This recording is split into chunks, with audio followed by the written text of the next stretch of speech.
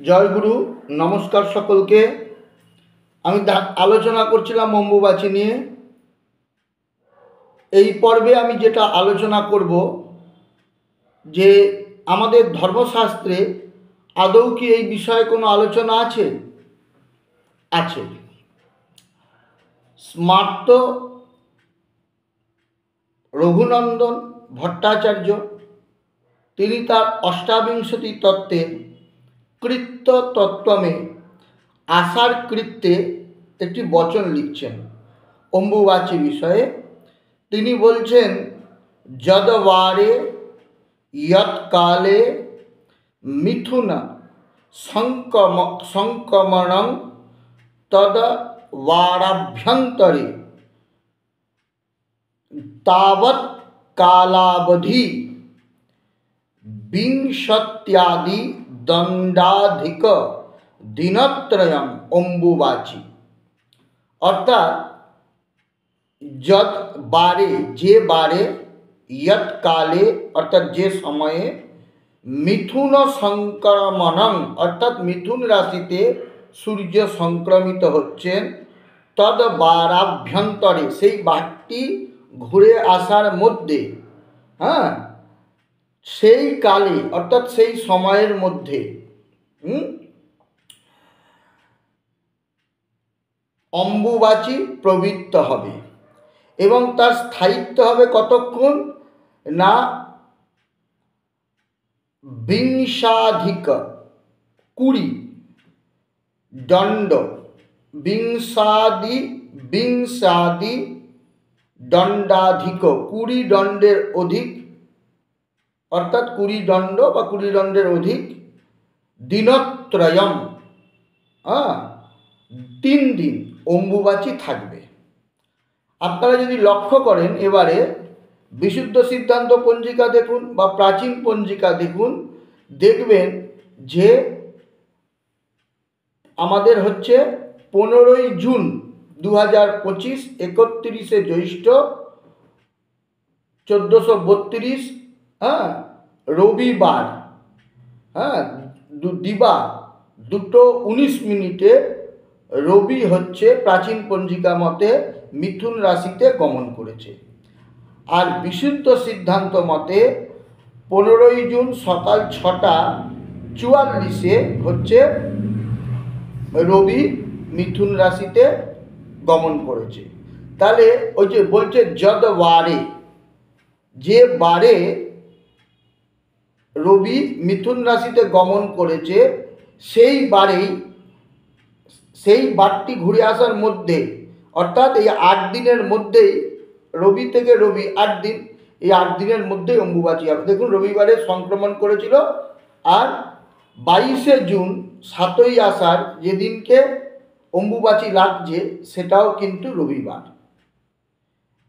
এবার বলছে 20 দণ্ডের কিছু অধিক এবং 3 দিন। হিসাবটা যদি আপনারা করেন লাগা, অর্থাৎ অম্বুবাচী প্রবৃত্তি এবং নিবৃত্তির, তাহলে আপনারা দেখবেন 3 দিন 20 ঘন্টার কিছু বেশি সময়, 8 ঘন্টা বা 12 ঘন্টার মধ্যে, মোট কথা 3.5 দিন বা ওই 3 দিন 10 ঘন্টা এরকম একটা সময়, 8 ঘন্টা থেকে 12 ঘন্টার মধ্যে, 3 দিন 8 ঘন্টা থেকে 12 ঘন্টার মধ্যে হচ্ছে অম্বুবাচীর স্থিতিকাল। এটা কিন্তু কৃত্য তত্ত্বমে আমাদের রঘুনন্দন ভট্টাচার্য তিনি কিন্তু এই কথাটি পরিষ্কার বলেছেন। এরপরে তিনি যেটা বলেছেন কৃত্য তত্ত্বমে, আরও উনি বলছেন যে এই সময় হচ্ছে তোমরা কি বলছে না, কিছু পালনীয় কথার কথা তিনি বলেছেন আষাঢ় কৃত্যেই অম্বুবাচী বিষয়ে, যে অধ্যয়নং বীজ বপনং ন কার্যং, অর্থাৎ অধ্যয়ন করবে না, বীজ বপন করবে না, আর সর্পভয়োপশমনায় দুগ্ধং পেয়ম, অর্থাৎ সর্পভয় নাশ কামনায় দুধ পান করবে। এই রকম কথা স্মার্ত রঘুনন্দন তিনি তার মানে কৃত্য তত্ত্বমে আষাঢ় কীর্তে এইরকম কথার তিনি উল্লেখ করেছেন। এরপরে শাস্ত্রে এই বিষয়ে আরও বিস্তৃত আলোচনা করেছেন আচার বা পালনীয় বিষয়ে। সেখানে কি বলছে যে ব্রাহ্মণা ব্রতীনরণ্ডা সপুষ্পা গতপুষ্পিকা ত্যাজেয়ু ইয়োতিনঃ পক্কং অম্বুবাচী দিনত্রয়ী। ব্রাহ্মণ, ব্রতী, রণ্ডাশ্রমী যারা, সপুষ্পা, অপুষ্পা বা গতপুষ্পা, ত্যাজেয়ু অর্থাৎ ব্রাহ্মণ, ব্রতী, রণ্ডাশ্রমী, বিধবা, সন্ন্যাসী এরা পাক করা অর্থাৎ রান্না করা খাবার এই 3 দিন খাবে না। এই কথাটা শাস্ত্রীয় বচন হিসাবে আমরা পাচ্ছি। এতদ ব্যতীত অপালনীয় কি কি বলা আছে, এইটা কিন্তু একটু বিতর্কিত হবে। কেন হবে না, দেখুন আজকের দিনে কতগুলো সমস্যা আমরা দেখতে পাচ্ছি। সেটা হচ্ছে প্রচুর আলোচনা চলছে অম্বুবাচীর সময় পীঠস্থানের দেবী মন্দির খোলা থাকে, কামাখ্যা মন্দির ব্যতীত। কামাখ্যা মন্দিরের মূল গর্ভগৃহ বন্ধ থাকে, এদিকে কালীঘাট, দক্ষিণেশ্বর এগুলো খোলা থাকে। কিন্তু পাড়ার মন্দিরগুলোর নর্দমার উপরে যেগুলো মন্দির করা বা পাড়ার মধ্যে যে সমস্ত মন্দির আছে সেই সমস্ত মন্দির লাল সালু দিয়ে ঢেকে দেওয়া হয়, পুজো বন্ধ করে দেওয়া হয়। অনেকে বাড়িতে মায়ের দেবী মূর্তির যে চিত্রপট সেগুলো কাপড় দিয়ে ঢেকে দেন বা ছবিটা উল্টে দেন। এইগুলো কতটা শাস্ত্র বা বিধিসম্মত? এখন এই বিষয়ে বলাটা প্রথম হচ্ছে এইটা বিষয়ে কিন্তু ধর্মশাস্ত্রে আমরা কোনো কথা পাচ্ছি না। আমার কাছে একটি গ্রন্থ সংগ্রহে আছে, যদিও আমি এই গ্রন্থটি লাভ করেছি আমার আচার্যদেব শ্রদ্ধেয় অধ্যাপক ডক্টর তন্ময় কুমার ভট্টাচার্যের কৃপায়। এর মূল পাণ্ডুলিপি আমি শুনেছি, দেখিনি, এশিয়াটিক সোসাইটিতে আছে। সেই জীর্ণ পাণ্ডুলিপির পুঁথিকে উদ্ধার করে যখন সেটা ছাপা হলো, তার যে প্রথম সংস্করণ সেটাও সংস্কৃত কলেজের লাইব্রেরিতে আছে। যে আমাদের এখন যেটা গভর্নমেন্ট সংস্কৃত ইউনিভার্সিটি হয়েছে সেখানে নাকি আছে। সেই যে বইটি, সেই বইটির নাম হলো বিপত্তারিণী তন্ত্রম। বাংলাদেশের কোটালীপাড়ার বিখ্যাত পণ্ডিত পরিবারে শ্রদ্ধেয় জনার্দন ঠাকুর কর্তৃক এটি মানে এই জীর্ণ সংস্কার এবং পরবর্তীকালে তাদের পরম্পরাক্রমে গ্রন্থ আকারে প্রকাশ ইত্যাদি কাজ হয়েছে। বহু কষ্টে তারা এই রকম একটি তন্ত্র গ্রন্থ প্রকাশ করেছেন। সেই তন্ত্র গ্রন্থের চতুর্থ উচ্ছ্বাসে মাসকৃত্য বলে একটা আলোচনা রয়েছে। সেখানে একটি বচন আমরা পাচ্ছি অম্বুবাচী বিষয়ে। সেখানে বলছে, বইটার নাম হলো বিপত্তারিণী তন্ত্রম। বইটা এখন পাওয়া যায় না। এশিয়াটিক সোসাইটিতে বা সংস্কৃত কলেজের লাইব্রেরিতে যদি পান, পেতে পারেন। তো বইটা খুব দুষ্প্রাপ্য। আর এখন পুনর্প্রকাশ হচ্ছে কিনা জানি না, সংস্কৃত পুস্তক ভাণ্ডারে হয়তো হতেও পারে, খোঁজ খবর করবেন। আমি তন্ময়বাবু সৌজন্যে দেখেছিলাম এবং এইটা মানে কিছু জায়গা আমি লিখে রেখেছি সংগ্রহে করে। সেটা হচ্ছে কর্ষণং বপনশ্চৈব রোহণং খননং পুনঃ পক্কং বরিজং দ্বিজাদি নাং অম্বুবাচি দিনত্রয়ং। আচ্ছা, কি করবে না? কর্ষণ করবে না, মানে মাটিতে কর্ষণ করবে না, কোপাবে না বা মাটি খুঁড়বে না। বীজ বপন করবেন না, যেটা হচ্ছে রঘুনন্দনও বলেছেন। রোহণং, গাছে চড়বে না বা আরোহণ করবে না, পর্বতে উপরে উঠবে না। খননং, গর্ত খুঁড়বে না। আর বলছে দ্বিজাদি, এই শব্দটির মধ্যে দিয়ে দ্বিজ আদি, তাহলে দ্বিজর সাথে আরো কেউ আছে। কারা কারা আছে পূর্বে আমি সেটা বললাম, যে দ্বিজ মানে ব্রাহ্মণ, ব্রাহ্মণের সাথে ব্রতী আছে, রণ্ডাশ্রমী আছেন, বিধবা আছেন এবং সন্ন্যাসী আছেন। এরা পক্কং বরিয়নং, পক্ক মানে পাক করা খাবার বর্জন করবে, এটা বলেছে। এরপরে ওই বিবর্তারিণী তন্ত্রের যে মাস কৃত্য, তাতে বলা হচ্ছে দম্পত্যশ্চ পুনর্যাত্রা। আচ্ছা, আষাঢ় মাসে বিয়ের ডেট থাকে, কিন্তু আষাঢ় মাসে বিয়ে করবে না। এই আষাঢ় মাসে বিয়ে করবে না, আষাঢ় মাসে বিয়ের ডেট থাকে, কিন্তু এই অম্বুবাচীর মধ্যে বিয়ের ডেট করবে না। এবার পুনর্যাত্রা, আষাঢ় মাসের এই অম্বুবাচীর মধ্যে আষাঢ় মাস হলেও, কারণ আমরা তো জানি যে প্রশস্তা দশমাসানি, বিবাহের জন্য 10টি মাস প্রশস্ত, চৈত্র পৌষকে বর্জন করতে বলা হয়েছে, কারণ আষাঢ় মাস বিয়ের জন্য প্রকৃষ্ট।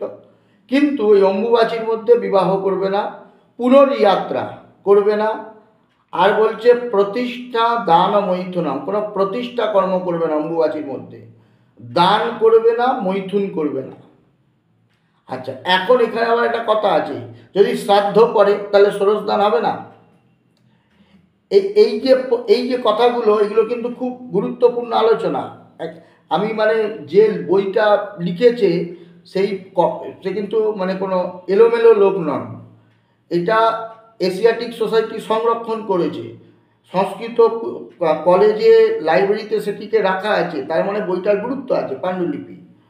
তাহলে এই যে ধর্মশাস্ত্রে বলছে কি, যে নিরবকাশ কর্ম সবকাশ কর্ম, এই বোধটা কিন্তু থাকতে হবে, যে আমি কোন কর্মটা কখন অত্যাবশ্যক করতেই হবে, না করলে হবে না, আর কোন কর্মটা এখন না করলেও পরে করার অবকাশ পাবো। মল মাসের ক্ষেত্রে এরকমটা হয় যে মল মাসেই করতে হবে, পড়ে গেছে, কিছু করার নেই, কিন্তু এটা নিরবকাশ কর্ম, এটা সবকাশ কর্ম, অর্থাৎ অবকাশ যেটা আমি পাবো সেটা আমি ওই কালটা চলে যাক তারপরে করব, কিন্তু নিরবকাশ, অবকাশ নেই যেই কর্মের, সেটা অম্বুবাচী থাকে। যেমন শ্রাদ্ধের মধ্যে ষোড়শ আছে, শ্রাদ্ধে আপনি ষোড়শ করলেন না, ধরুন শ্রাদ্ধে এমনি যে শ্রাদ্ধ করবেন সেখানেও তো দান আছে।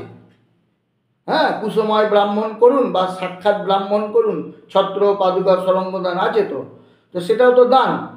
কি করবেন তখন? এই যে নিরবকাশ সবকাশটা বিবেচনা করে দানটা এখানে বুঝতে হবে। প্রতিষ্ঠা কর্মের প্রশ্নই নেই, এবং মৈথুন বারণ করা আছে। তারপরে যে শব্দটা আছে সেটা অত্যন্ত সেন্সিটিভ, যেটা নিয়ে ইউটিউব চ্যানেল বলুন বা বিভিন্ন সোশ্যাল মাধ্যমে আলোচনা বারবার হচ্ছে। বলছে দেবিকা দর্শনান্তর্য অম্বুবাচী দিনত্রয়ে।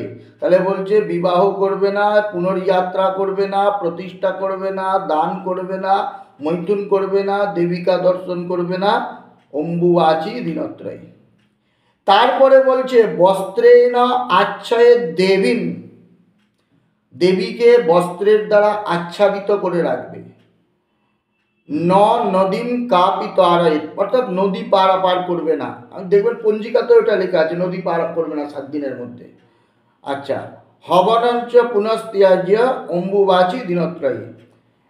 এই যে কথাটা বললেন, তাহলে এদের সাথে কি কোথাও একটা কন্ট্রাডিকশন হচ্ছে, একটা বিরোধ হচ্ছে? না, কোনো বিরোধ হচ্ছে না। বিষয়টা খুব বোঝার আছে। এই যে বইটার নাম হচ্ছে বিপত্তারিণী তন্ত্র। এটা কোনো স্মার্ত বই নয়, কিন্তু এটা মনে রাখতে হবে। মায়ের বা দেবীর ষোড়শ যাত্রার মধ্যে একটি যাত্রা হচ্ছে অম্বুবাচী যাত্রা। তন্ত্র একটা গুপ্ত সাধনা। আজকালকার যেটা হচ্ছে যে তন্ত্রে ঠাকুরকে রোজ কি খেতে দিচ্ছি, আত্মবৎ সেবার কথা বলা হয়েছে। সে আত্মবৎ সেবার জায়গায় সে লোককে দেখাতে ব্যস্ত যে আমি কি ঠাকুরকে খাওয়াচ্ছি। হ্যাঁ, ঠাকুরের ভোগের থালা ঠাকুরকে নিবেদন করার আগেই ছবি তুলে ফেসবুকে পোস্ট হয়ে যাচ্ছে। ঠাকুরের রান্না হচ্ছে, ঠাকুরকে নিবেদন করার আগেই ছবি তুলে পোস্ট হয়ে যাচ্ছে। তো এইটা হচ্ছে আজকের সাধনা, কিন্তু তন্ত্র সাধনা এই রকমটা নয়। তন্ত্র সাধনার ক্ষেত্রে নিগমানন্দজি তান্ত্রিক গুরুতে তিনি একটা লিখেছেন যে নববধূকে যেমনি আবৃত্তি করে রাখা হয়, আচ্ছাদিত করে রাখা হয়, অবগুণ্ঠিত করে রাখা হয়, তদ্রূপ তান্ত্রিক তার তন্ত্র সাধনা যে গোপন রহস্য তার সাধনা সেগুলোকে অবগুণ্ঠিত করে রাখবে, ঢেকে রাখবে, কারোর কাছে প্রকাশ করবে না। এবং সেই জন্য দেখবেন একটি বচনও রয়েছে যে তান্ত্রিকের লক্ষণ কি না, সভায় তিনি বৈষ্ণবের মতো বিনয়ী হয়ে থাকবে, তাকে দেখলে মনে হবে সে একজন শৈব, আর ভেতরে তার শক্তিভাব স্বার্থভাব থাকবে, এইরকম কথা বলা আছে। এখন আমার বক্তব্য এই যে শব্দটা বলল রঘুনন্দনের সাথে অনেকটা মিলল, আর অনেকটা আমাদের অনেকের মনের কথা যে হ্যাঁ মাকে ঢেকে রাখবো, বস্ত্র আচ্ছাদিত করে রাখবো। অনেকের কথা না, এটা কি করে হয়? তাহলে দুটো জায়গায় একটা স্থির সিদ্ধান্তে আসতে হবে। বিষয়টা কি দেখুন, অনেকেই বলছেন আগে ছিল না, এখন হচ্ছে, কোনো কালে দেখিনি। এখন দেখুন আমার বর্তমান বয়স 42। এখন এই 42 বছর বয়সে আমি কিন্তু ছোটোবেলা থেকেই এটা দেখছি, মন্দিরে কালী ঠাকুর ঢাকা থাকে। এটা কিন্তু আজকের কোনো কনসেপ্ট নয়। যারা বলছেন যে 10 বছর আগে দেখছি, আমি একদম দায়িত্ব নিয়ে বলতে পারি তারা মানে মিথ্যে কথা বলছি না, আমি বলছি তাদের ভুলে গেছেন, সালগুলো খেয়াল নেই। মানে আমাদের অজান্তেই তো আমাদের শৈশবটা চট করে চলে গেছে। এখন মনে হয় এই তো সেদিনকে ঘুড়ির মাঞ্জা দিয়েছিলাম, সেই দিন মনে হয় 2-4-10 দিন আগে হবে, কিন্তু হিসাব করে দেখতে দেখা গেল 20 বছর হয়ে গেছে, 30 বছর হয়ে গেছে, 40 বছর হয়ে গেছে, এমনি তেমনি মনে হয়। আমি কিন্তু ছোটোবেলা থেকে আমার খুব ভালো মনে আছে, অম্বুবাচী যেদিনকে প্রবৃত্ত হতো সেদিনকে সদবারা প্রত্যেকের কাছে ছুটে আসতেন সিঁদুর পরাতে, যেন আমরা প্রত্যেকে শাঁখা সিঁদুর নিয়ে পরলোক গমন করতে পারি, বৈধব্য জীবন না আসে। ঠাকুরের মূর্তির ওপরে কাপড় চাপিয়ে দিতে হয়, ছোটোবেলা থেকে সবাই দেখছে, কিন্তু ভুলে যাচ্ছেন যে এটা যে হতো। তাহলে এই যে পরম্পরা, এই পরম্পরাটা কি মিথ্যাচার, ব্যভিচার, তঞ্চকতা? না, এটা আমি ঠিক তঞ্চকতাও বলবো না। এরা কোথাও দেখেছেন, কিভাবে দেখেছেন একটা জিনিস লক্ষ্য করবেন।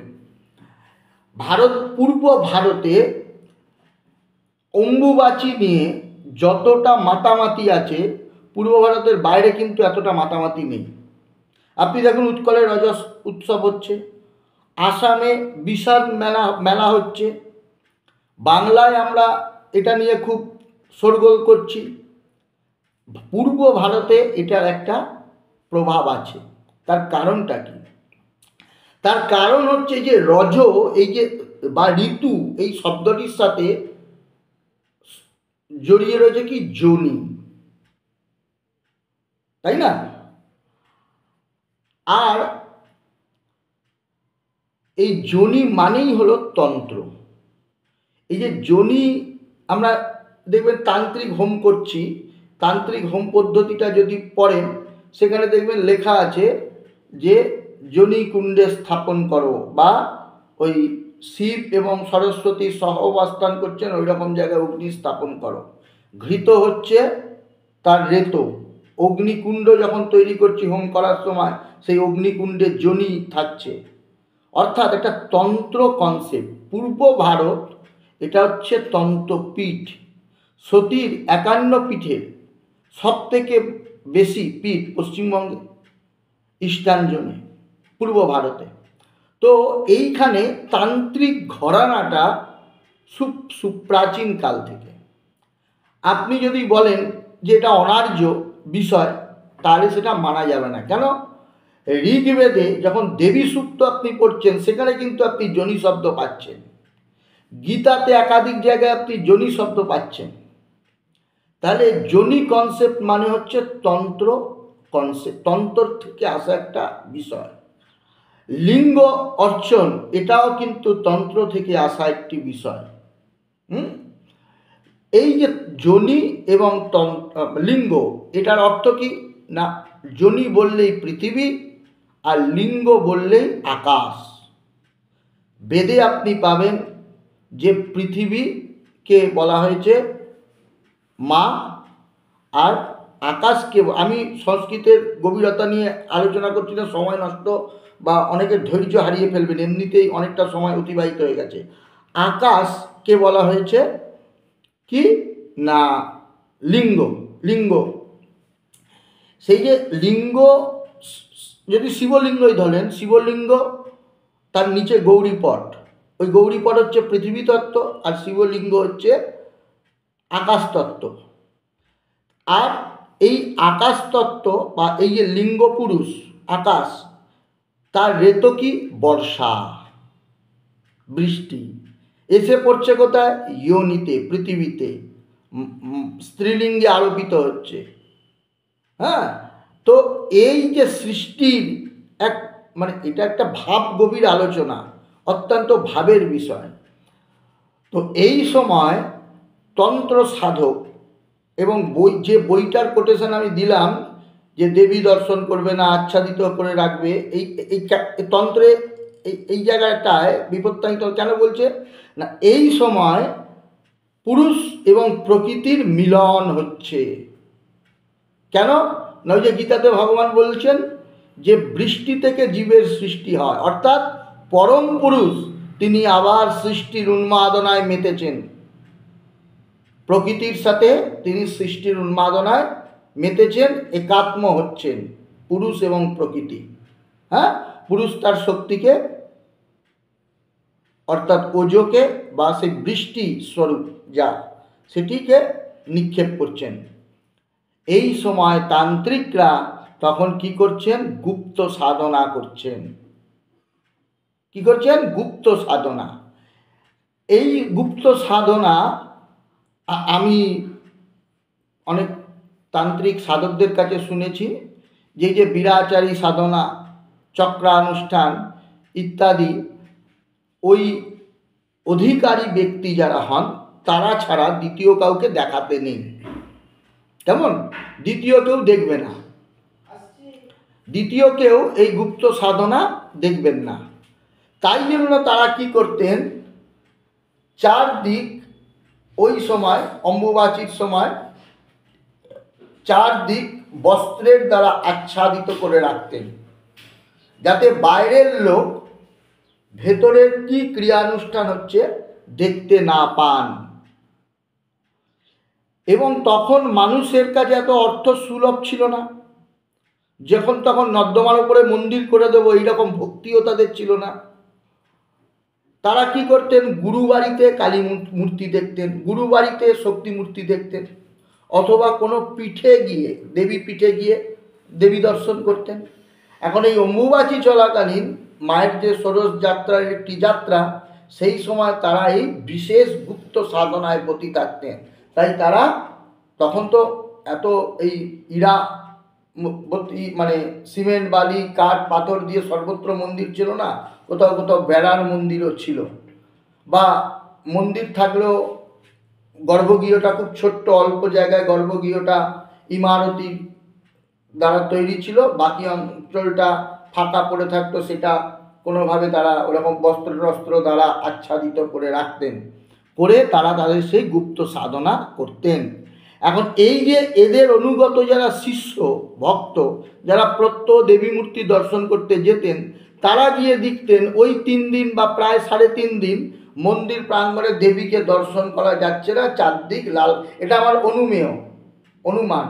আমার এটা ধারণা, কেন শাস্ত্র তো কোথাও বলছে না যে এই প্রমাণ, স্মৃতিশাস্ত্রে তো আমি পাচ্ছি না, এইরকম একটা তন্ত্রের কোটেশন আমি পাচ্ছি।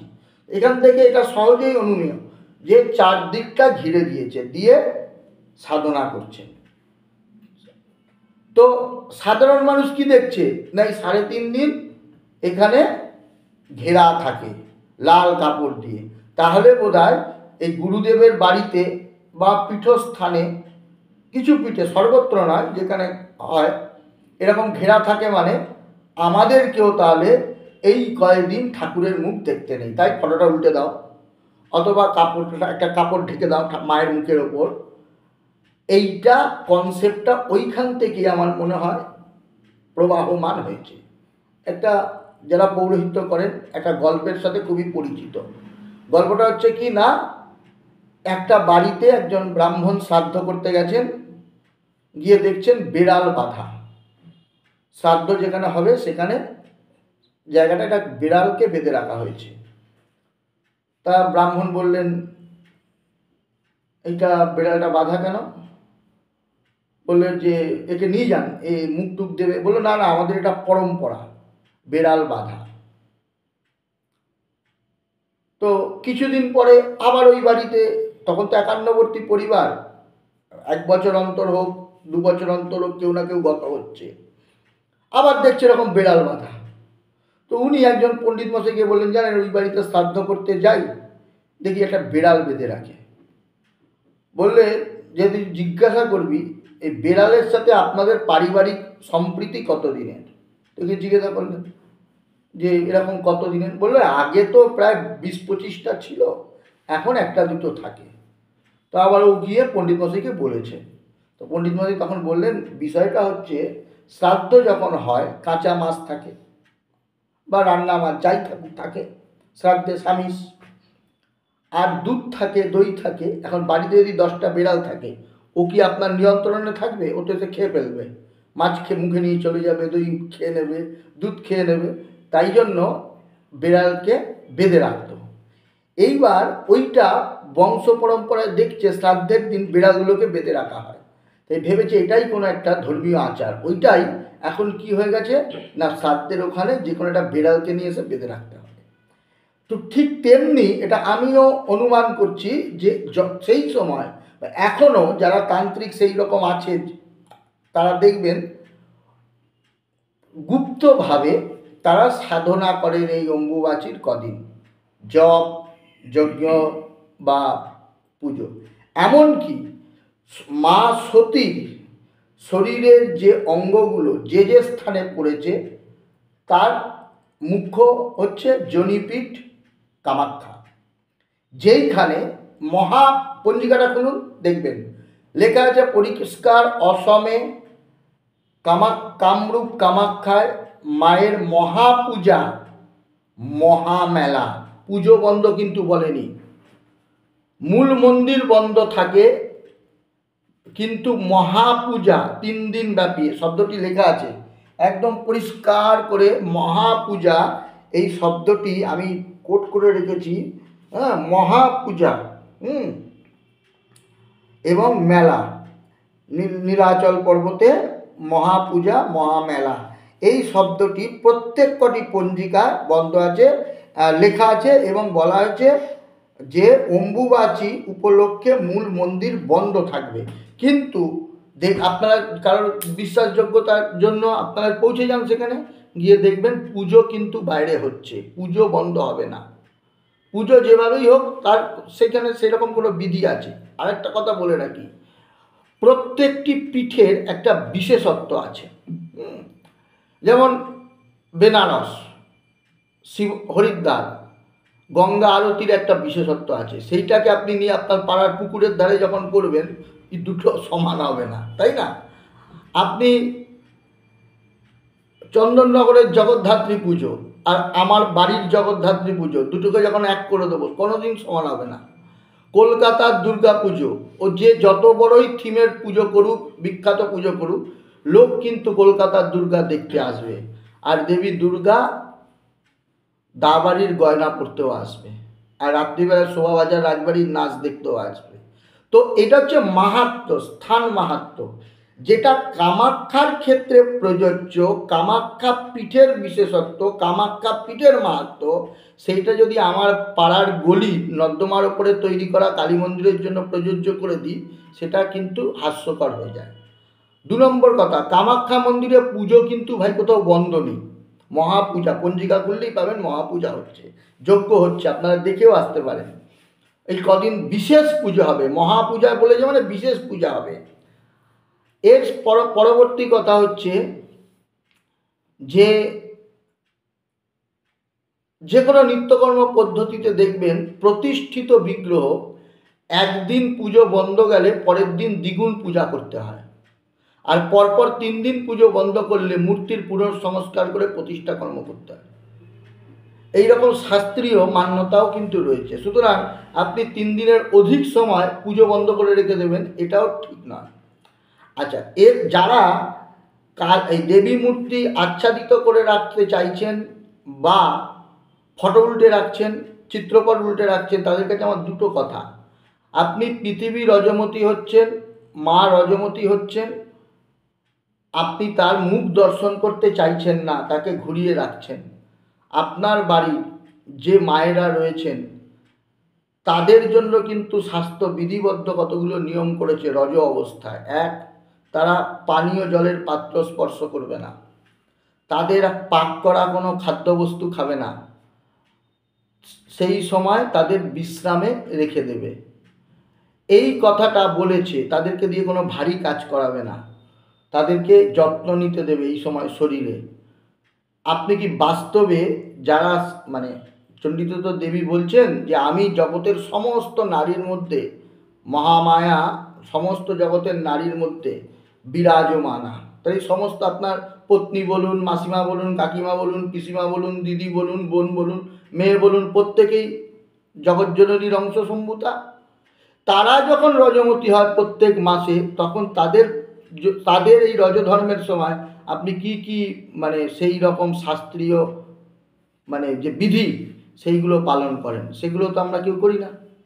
তখন তো আমরা তাদের হাতে জলও খাচ্ছি, তাদের মুখও দেখছি, তাদেরকে দিয়ে কাজও করাচ্ছি। তাদের তো সেই সময় কাজ করা নিষেধ, শরীর দুর্বল থাকে বলে তো কাজ করাচ্ছি। তো এইগুলো যদি বাস্তবে যেটা শাস্ত্র বলেছে আমি সেইটাকে ত্যাগ করছি, আর শাস্ত্রে যেখানে সেভাবে নির্দেশ কিছু নেই সেটাকে করার জন্য মাতামাতি করছি, এইটা কিন্তু অনাচার। কেমন? আমি দুটোই বললাম। এই যে তন্ত্রের যে বচনটা, সেইটা কেন বস্ত্রাচ্ছাদিত করে রাখতে বলা হয়েছে গুপ্তভাবে, এবং তন্ত্রশাস্ত্রে এটাও বলা হয়েছে চক্রানুষ্ঠান দেখার জন্য ইন্দ্র অধীর আগ্রহে অপেক্ষা করেন, কিন্তু অধিকারী না হলে দেখতে দেওয়া হয় না, তাই আচ্ছাদিত রাখা হয়। সাধক এবং মহামায়া এরাই থাকে। আর একটা কথা বলছি, যে সেটা হচ্ছে অমাবস্যা পড়েছে এবছর, তাই অনেকেরই প্রশ্ন যে এই অমাবস্যার মধ্যে এই হচ্ছে কালী পুজো, অম্বুবাচীর মধ্যে যে অমাবস্যা পড়েছে কালী পুজো করা যাবে কি না। আর প্রথম কথা হচ্ছে যে বার্ষিক পুজো এটা বন্ধ করার কোনো নেই, বিধান নেই। আচ্ছা, 2 নম্বর হচ্ছে দেখুন, এই যে যাদেরকে অম্বুবাচী পালনের মানে পালন করার জন্য বিশেষ করে গুরুত্ব দিয়েছে শাস্ত্র, তাদের মধ্যে একজন আছে ব্রতী। ব্রতী মানে হচ্ছে যিনি সংকল্প করেছেন যে কোনো ধর্মীয় কর্ম করবেন বলে। তো যারা অভিষিক্ত ব্যক্তি, দীক্ষিত ব্যক্তি, অভিষিক্ত, তাদের তো পর্বানুষ্ঠান করতে হয়, তাই পর্বতিথিগুলোতে তাদের দেবী পূজা করতে হয়। অমাবস্যা একটি পর্বতিথি, তা পর্বতিথিতে পর্বানুষ্ঠান না করলে প্রত্যব্যয় হবে, পাপ হবে। সুতরাং যদি অমাবস্যা, সাত্তাভিষিক্ত, পূর্ণাভিষিক্ত এইগুলো যারা আছেন তারা, বা যাদের কুলদেবী, তারা নিত্য পুজো করতে হয় ইষ্টদেবী, যদি তারা পুজো বন্ধ করেন তাহলে তাদের প্রত্যব্যয় হবে, পাপ হবে।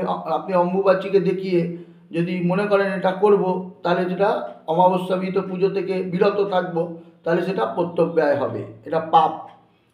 আর একটা বক্তব্য হচ্ছে যে নিত্যকর্ম বিশেষ কিছু কারণ দর্শানো হয়েছে। সেই কারণ ব্যতীত নিত্য কর্ম থেকে কোনোভাবে বিরত হওয়া যায় না। আবার কিছু শাস্ত্র তো বলে দিয়েছে, ব্রতী অর্থাৎ যিনি ব্রত নিয়েছেন যে আমি আজন্ম দেবী পূজা করব, এরকম ব্রত আছে, পদ্ধতি আছে যে আমি ব্রত নিয়েছি যে আজ থেকে যতদিন বেঁচে থাকবো নিত্য কালী পূজা করব বা নিত্য আমি বিষ্ণু অর্চনা করব আজন্ম, মানে জন্ম থেকে, মানে যেদিন থেকে আমি ব্রত নিচ্ছি সেদিন থেকে মৃত্যু পর্যন্ত করব। এই রকম সংকল্প যারা নিয়েছেন তারা যদি অম্বুবাচীকে দেখিয়ে এই দেবী পূজা থেকে বিরত থাকেন তাদের ব্রত ভঙ্গ হবে। ব্রত ভঙ্গ হলে ব্রাত্য প্রায়শ্চিত্তের প্রশ্ন চলে আসবে। তো এইগুলো ভেবে করবেন, শাস্ত্র কিন্তু এরকম কিছু বলেনি। আর একটা কথা আপনাদের বলে রাখি, আপনারা একটুখানি এই যে নিজেদের মধ্যে যে প্যানিকগুলো সৃষ্টি করেন, এই প্যানিকগুলো সৃষ্টি করার আগে প্রিভিয়াস ইয়ার মানে পুরাতন বছরের কিছু পঞ্জিকা দেখবেন। বহুবার গত 10 বছরের মধ্যে 2 থেকে 3 বার অম্বুবাচীর মধ্যে কিন্তু বিপত্তারিণী পূজা পড়েছে। পঞ্জিকা কিন্তু বিপত্তারিণী পুজো বলে উল্লেখ করেছে। তাই যারা পঞ্জিকা গণনা করেন তারা তো শাস্ত্র মেনে শাস্ত্রীয় বচনের আধারে এই পঞ্জিকা গণনা করেন, নিজের মন গড়া তো কিছু লিখে দেন না। এবার তারা যখন মন গড়া কিছু লেখেন না, তাহলে সেক্ষেত্রে যখন বিপত্তারিণী, সেটাও তো একটা দেবী, তাহলে বিপত্তারিণী পুজোর কথা লিখলেন কেন? তারা তো জেনেই লিখেছেন যে অম্বুবাচীর মধ্যে দেবী পুজো করা যাবে। বহুবার করেছে, আপনি গত লাস্ট 10 বছরের পঞ্জিকা দেখুন, 2-3 বার পাবেন। আচ্ছা, রথযাত্রা পড়েছে, করা হয়েছে তিথিকীর্তন। আচ্ছা, যদি এটা অশাস্ত্রীয় হতো তাহলে হতো না। আচ্ছা, পঞ্জিকা লিখেছে কিন্তু করার কথা। অমাবস্যাও কিন্তু অম্বুবাচীর মধ্যে পড়েছে, এর আগেও বহুবার পড়েছে, পুজো কিন্তু হয়েছে। সুতরাং প্যানিক করার মতো কিছু নেই, অমাবস্যা বিহিত পুজো যেমনি হওয়ার তেমনি হবে। যারা বলছেন তারা একটা কথা মনে রাখবেন যে আপনারা কি চক্রানুষ্ঠান করছেন, গুপ্তভাবে কোনো সাধনা করছেন। দেখুন, সাধনা এমন একটা জিনিস, ধরুন আপনি নিত্য জপ করছেন, এই জপের সময়ও তো বলা আছে আপনি যখন করমালায় জপ করবেন ওপর দিয়ে একটা বস্ত্র আচ্ছাদিত করে রাখবেন, যে আপনি যে জপ করছেন এটা যেন কেউ দেখতে না পায়। আপনি যখন মালায় জপ করবেন এমন করে জপ করবেন আপনি যে মালাটায় জপ করছেন সেই মালাটা যেন কেউ দেখতে না পায়, এমনকি নিজের জপের মালা গুরুকেও দেখাবেন না, এই কথাও তন্ত্রশাস্ত্র বলেছে। একইভাবে অম্বুবাচীর ক্ষেত্রে যে বিশেষ যাত্রা মায়ের এবং বিশেষ শাক্তাচারে বা শক্তি পদ্ধতিতে দেবী পূজা, দেবীর সাধনা সে গুপ্তভাবে সাধক করেন, সেটি লোকচক্ষুর আড়ালে করার জন্যই বস্ত্র আচ্ছাদিত করে রাখা হয়।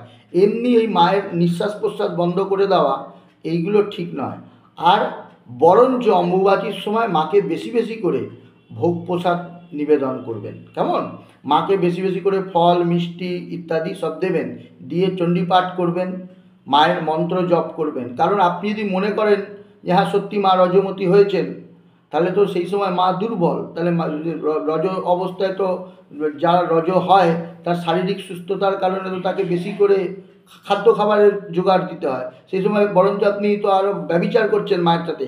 আবার যখন আপনি বিপদে পড়বেন এই কালীর কাছেই যাবেন, আমার ছেলেকে বাঁচিয়ে দাও, এই অসুখ করেছে, বা আমার ছেলে এই পরীক্ষা দেবে যেন পাস করে। তাই এই যে প্রত্যেক বছর মাকে 3.5 দিন করে শাস্তি দিচ্ছেন খেতে না দিয়ে, এটা একটা অন্যায় কাজ না? আপনি যখন মনে করছেন যে মায়ের এই সময় অসুস্থতা বা শরীর খারাপ দুর্বল হচ্ছে, তো সেই সময় আপনার বেশি করে খাবার দেওয়া উচিত। এই সময় না দিয়ে উল্টে আপনি কী করছেন, পুজোটাকে বন্ধ করে দিচ্ছেন। এইটা একেবারেই অনাচার, অশাস্ত্রীয়। এবং নিত্য পূজা পর্বানুষ্ঠান কোনো অনুষ্ঠানই বন্ধ করা কখনোই উচিত নয়। আমি আর একটা কথা সর্বশেষ বলবো, বিশুদ্ধ সিদ্ধান্তে কোনো কারণে প্রিন্টিং মিস্টেক হয়েছে, আমি জানি না কি হয়েছে অ্যাকচুয়ালি।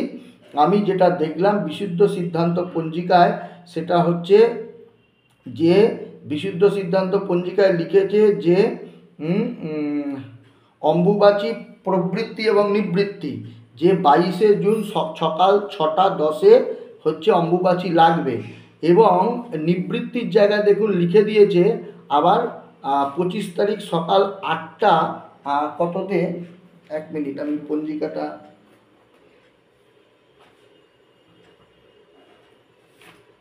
হ্যাঁ, ওটা লিখে দিয়েছে সকাল 8টা, 25 তারিখ সকাল 8টা 10-এ ছাড়বে।